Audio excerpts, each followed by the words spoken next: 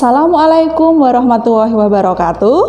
Halo sahabat SMP BMD yang berbahagia, bagaimana kabar kalian? Semoga hari ini semuanya sehat walafiat. Kali ini ketemu lagi dengan Miss Martin. Kita akan belajar tentang majas. Pada pertemuan sebelumnya, kita sudah belajar tentang teks deskripsi.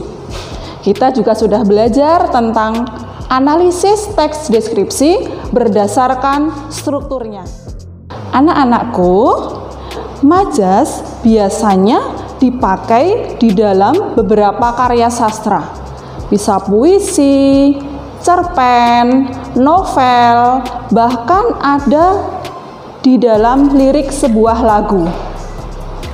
Nah, selain itu, di dalam teks deskripsi juga tidak lepas dari majas atau gaya bahasa. Apakah kalian juga tahu kenapa sih majas banyak dipakai di teks sastra?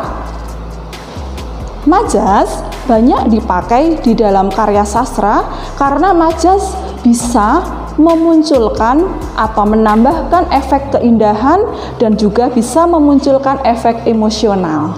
Nah, itulah sebabnya kenapa di semua karya sastra itu selalu ada majas.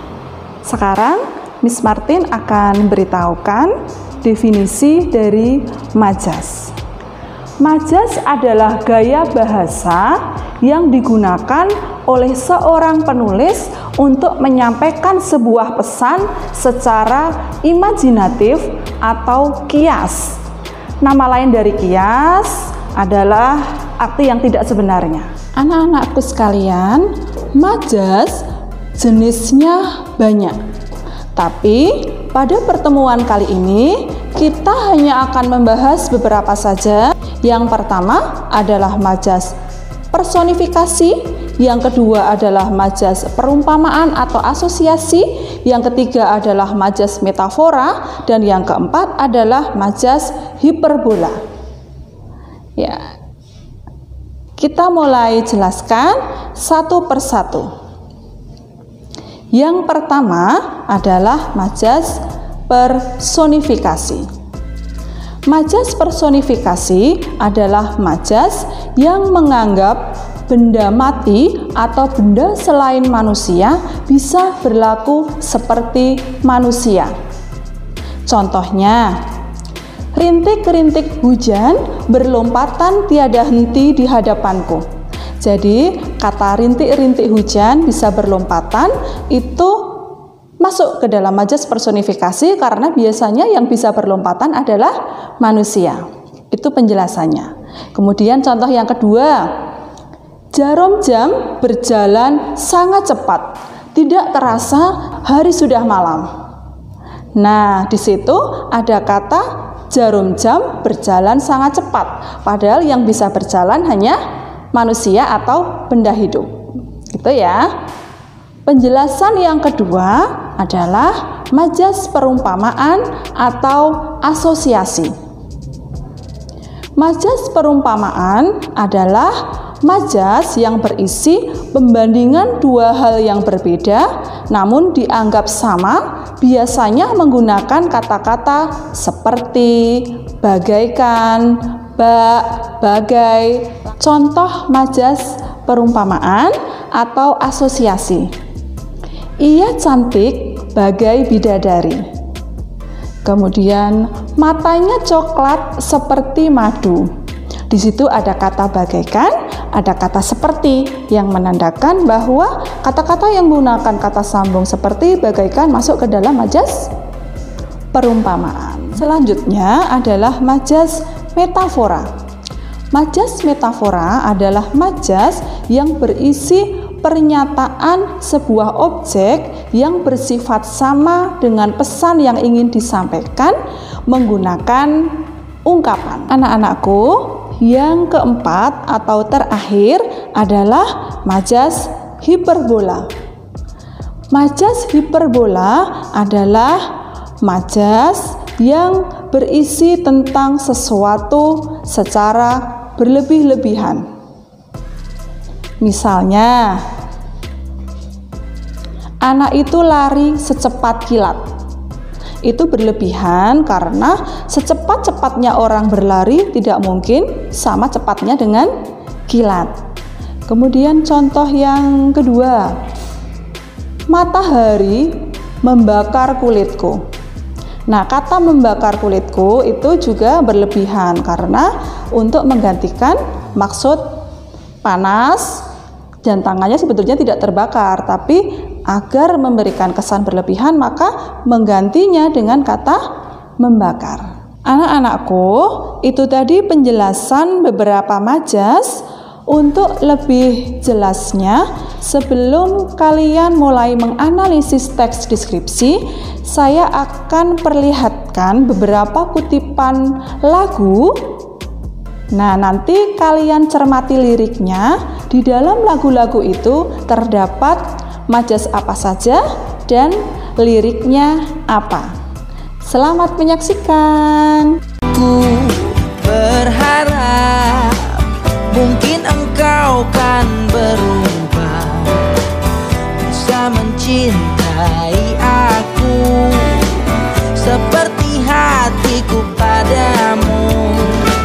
Hujan badai kan ku tempuh, bintang di langit kan ku raih. Bila harus ku kan merayu untuk cintamu bagiku. Cintamu telah menjadi candu, cintamu telah membuatku membisu. Cintamu oh seindah lagu, membuatku tak bisa berpaling darimu. Kau adalah belahan jiwa, ku tahu itu sayang sedari dulu. Kau cinta yang hembuskan aku, surga dunia di sepanjang nafasku. Kau adalah belahan jiwa, aku cinta kamu sedari dulu. Dan aku akan berpaling darimu, sayangku, hanya kamu. Anak-anakku, itu tadi lagu pertama. Untuk lagu pertama itu lebih mudah karena di situ sudah tertulis liriknya.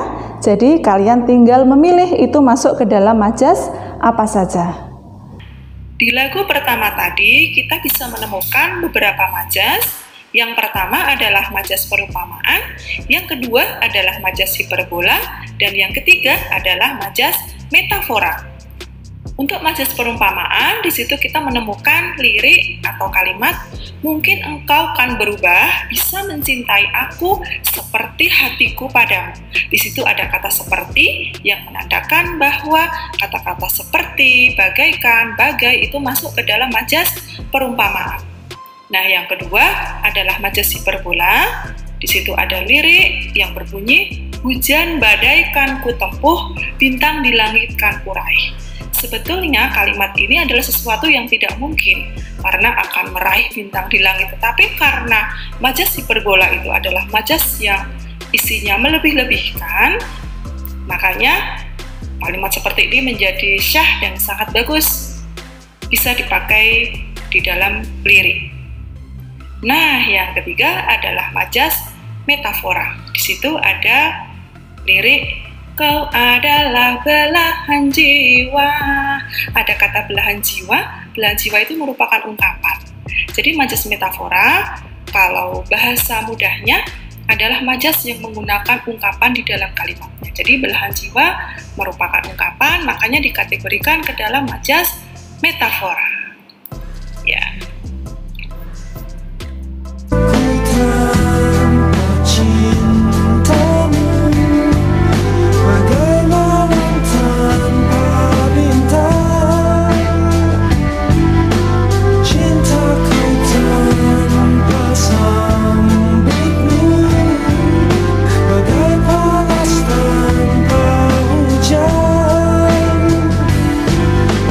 Jiwa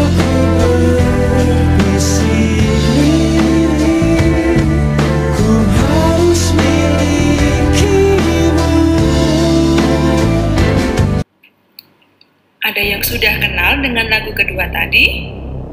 Ya, itu adalah lagunya Dewa 19 yang berjudul Risalah Hati. Ada majas apa saja di situ? Yang pertama adalah majas perumpamaan, dan yang kedua adalah majas personifikasi. Lirik dalam lagu kedua yang termasuk ke dalam majas perumpamaan ada dua. Yang pertama, hidupku tanpa cintamu, bagai malam tanpa bintang. Ya, itu yang pertama. Kemudian yang kedua, cintaku tanpa sambutmu, bagai panas tanpa hujan. Di situ ada kata bagai. Di kalimat pertama dan kalimat kedua menggunakan kata bagai. Makanya dikategorikan ke dalam majas perumpamaan. Majas yang kedua adalah majas personifikasi. Jiwaku berbisik lirik, ku harus milikimu. Nah, di sini jiwa itu diibaratkan seperti manusia yang bisa berbisik. Makanya dikategorikan ke dalam majas personifikasi yang menganggap benda mati bisa berlaku seperti manusia. Udah ya? Nah, sekarang kita akan lanjut ke lagu yang ketiga. Kita adalah sepasang sepatu, selalu bersama, tak bisa bersatu. Kita mati bagai tak berjiwa, bergerak karena kaki manusia. Aku sang sepatu kanan, kamu sang sepatu kiri. Lagu yang ketiga ini adalah lagunya Tulus dan ada majas apa? Betul sekali, ada majas perumpamaan yang berbunyi kita mati bagai tak berjiwa, bergerak karena kaki manusia. Di situ ada kata bagai. Mudah ya? Ternyata majas perumpamaan banyak ditemukan di beberapa lirik lagu. Lanjut lagu yang terakhir. Malu, aku malu pada semut merah yang berbaris di dinding, menatapku curiga, seakan penuh tanya, sedang apa di sini? Lagu yang terakhir ini enak didengar ya? Ada yang suka dengan lagunya? Ya, ada majas apa di lagu ini? Ada majas personifikasi, betul sekali. Kalimatnya berbunyi, malu aku malu pada semut merah yang berbaris di dinding, menatapku curiga, seakan penuh tanya, sedang apa di sini? Nah, itu tadi masuk ke dalam majas personifikasi karena menganggap semut bisa berlaku seperti manusia. Udah ya, kalian sudah belajar majas hari ini. Kalau ingin melihat lagunya lebih lengkap, silahkan cari sendiri ya. Anak-anakku, itu tadi 4 lagu yang sudah Miss Martin persembahkan untuk kalian. Jika ingin latihan lebih banyak lagu lagi, kalian pasti punya koleksi banyak lagu di rumah ya. Dan kalian bisa mulai untuk mengidentifikasi, mencari ada majas apa saja di dalam lagu-lagu itu. Nah, untuk tugasnya, saya juga sudah menyiapkan teks deskripsi di Google Classroom. Silahkan kalian analisis, di dalam teks itu ada majas apa saja dan kalimatnya yang mana saja. Selamat belajar, sampai ketemu pertemuan berikutnya. Wassalamualaikum warahmatullahi wabarakatuh.